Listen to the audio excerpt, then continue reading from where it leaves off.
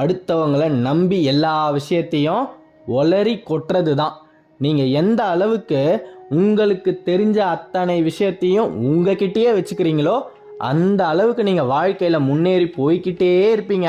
உங்களுடைய வளர்ச்சியை யாருமே தடுக்க முடியாது. காரணம், உங்களை சுற்றி இருக்கக்கூடிய அத்தனை பேருமே நீங்கள் வளரக்கூடாது, நீங்கள் வாழவே கூடாது அப்படின்னு எந்நேரமும் நினச்சிக்கிட்டே இருக்கிறவங்க மத்தியில் தான் நீங்கள் வாழ்ந்துக்கிட்டு இருக்கீங்க. அப்பேற்பட்ட கும்பத்துக்கு என்ன ஒரு மகத்துவமான நாள் வந்திருக்கு பார்த்தீங்களா?